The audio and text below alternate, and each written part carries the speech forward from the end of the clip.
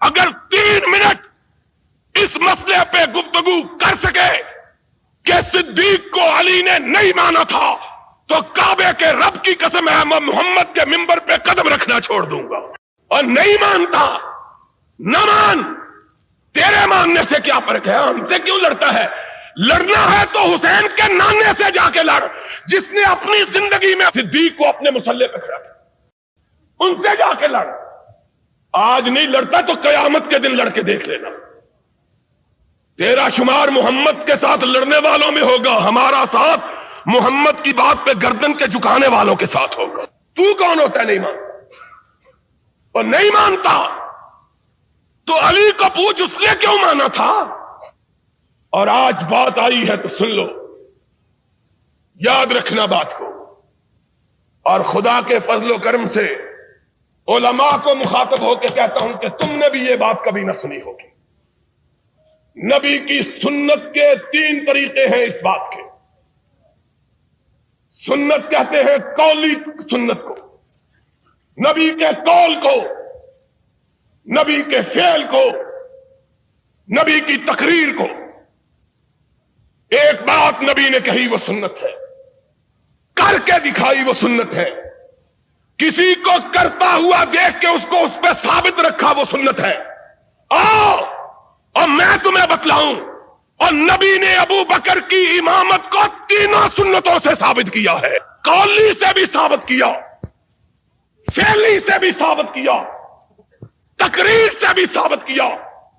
غشی تاری صحابہ مسجد نبوی میں دم بخود بہتے حجرہ عائشہ کی طرف دیکھ رہے ہیں, اس کے حجرے کی طرف دیکھ رہے ہیں جس کا نام تجھ کو گوارا نہیں ہے, اس کے حجرے کی طرف کہ قرآن نے جس کو مومنوں کی ماں کہا ہے, اور جو اس کو ماں نہیں کہتا وہ مومن نہیں ہے, اور جو مومن ہے عائشہ اس کی ماں ہے, اور عائشہ جس کی ماں نہیں وہ مومن نہیں. قرآن کا فیصلہ ہے. ازواجہ تمہارے ماننے سے کیا فرق کرتا ہے؟ حجرہ عائشہ کی طرف نگاہ کیے ہوئے, اذان ہو چکی, نماز کا وقت آ چکا ہے, کیواڑوں کی طرف نگاہیں لگائے کہ کونین کا تاجدار آئے اور ہماری امامت فرمائے. وقت بیتتا چلا جا رہا ہے. بلال باچشم نم اٹھے, آقا کے دروازے کے قریب ہو کے کہا الصلاۃ الصلاۃ, نماز. اندر سے کوئی آواز نہیں آتی, بلال کی آواز ٹوٹ جاتی ہے, دل شکستہ ہو جاتا ہے. آج اندر سے کوئی آواز نہیں آ رہی, نہ جانے میرے آقا پہ کیا بیت گئی ہے. صحابہ منتظر, آہیں کراہوں میں اور سسکیاں چیخوں میں تبدیل ہونے لگی. اللہ, آج کیا وجہ ہے کہ کونین کا تاجدار ہماری امامت کے لیے نہیں آ رہا؟ سرور کائنات بیماری کے عالم میں اپنے بستر پہ تشریف فرما, امہات المومنین گرد میں بیٹھی ہیں. آقا نے آنکھ کھولی, آقا صحابہ آپ کی آمد کے منتظر, اور بلال کئی دفعہ آواز دے چکا, صدا دے چکا ہے الصلاۃ. نگاہ اٹھائی, فرمایا مروا ابا بکر فلیصلی بالناس, جاؤ اور فیصلہ آج اسی بات پہ کر لو. کب کہا, کس کو کہا اور کیا کہا؟ بنو ہاشم کے لوگ موجود ہیں, اپنے داماد موجود ہیں, اپنے چچا کے بیٹے موجود ہیں, عقیل موجود ہے, علی موجود ہے, ابن عباس موجود ہے, فضیل موجود ہے, اور تو اور رسول کا باپ موجود ہے. وہ باپ جس کے متعلق آقا کائنات نے کہا تھا ان عباس امی سن وہ ابھی، عباس میرا چچا ہی نہیں محمد کا باپ بھی ہے۔ اور وہ عباس جب جنگ بدر میں قیدی تھا اور قیدیوں کے ساتھ بنا ہوا تھا تو صحابہ کہتے ہیں ہم نے آقا کے خیمے پہ نگاہ ڈالی، دیکھا کہ آقا کے خیمے سے سسکیوں کی آواز آ رہی ہے۔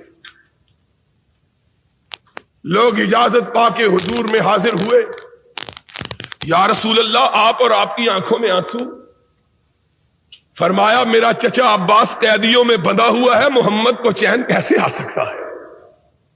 وہ چچا عباس ایمان لا چکا، اسلام قبول کر چکا اور سرور کائنات کے دست مبارک سے خلعت فاخرہ حاصل کر چکا۔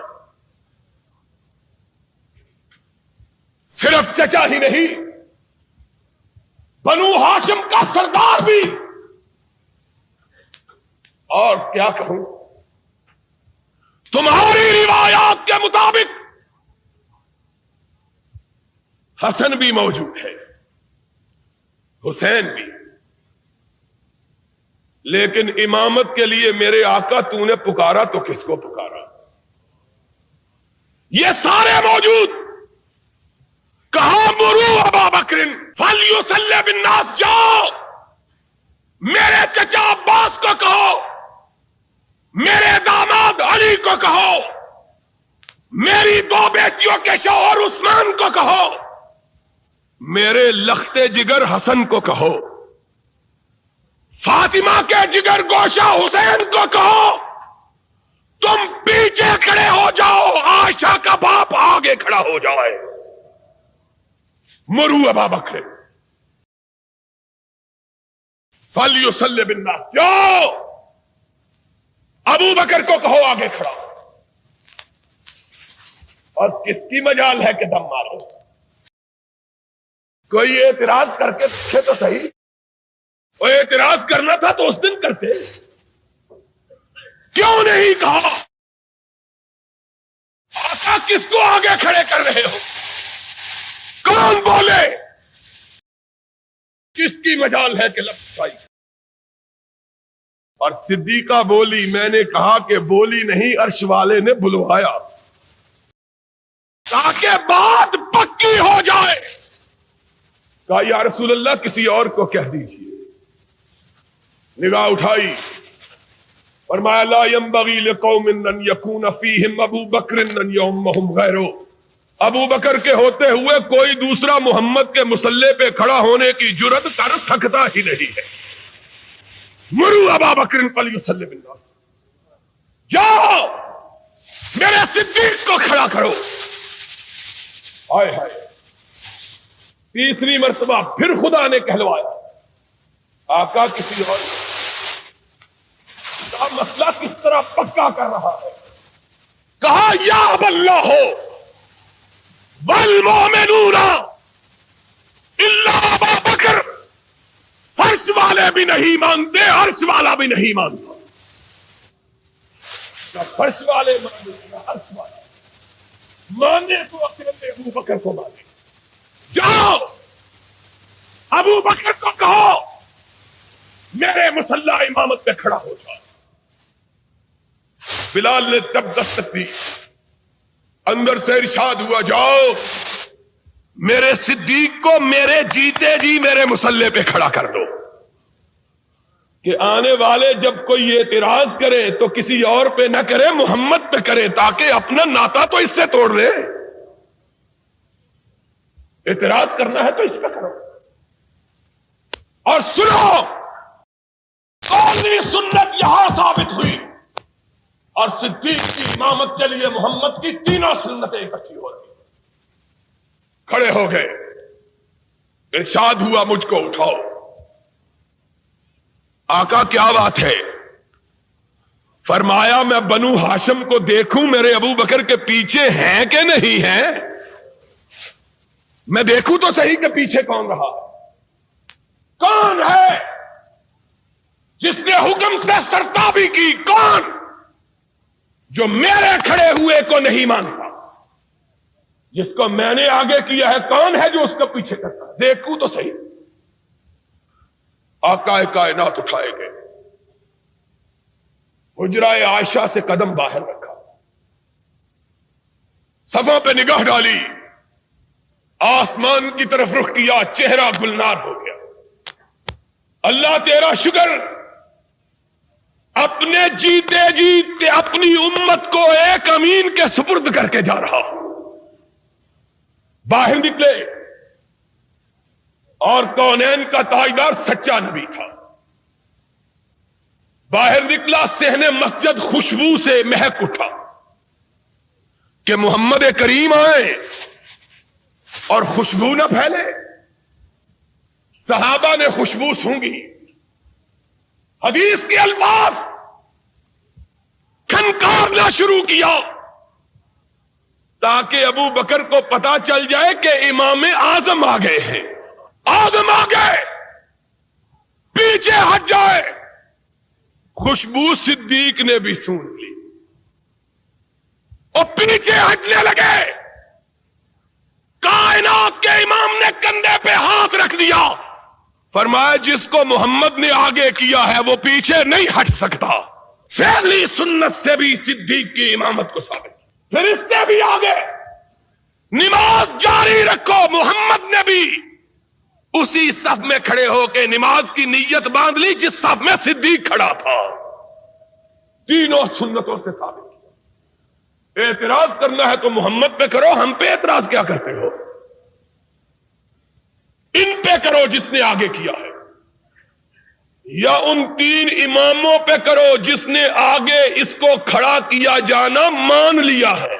علی پیچھے کھڑے، حسین، اور بولو حسین، حسن، اور تمہارا عقیدہ یہ ہے کہ ان کی پشتوں میں باقی 9 بھی زندہ تھے۔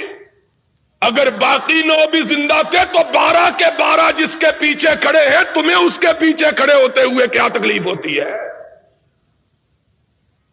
جس کے پیچھے 12 معصوم کھڑے، تمہیں اس کے پیچھے کھڑے ہونے میں کیا ہے؟ بات کیا کرتے؟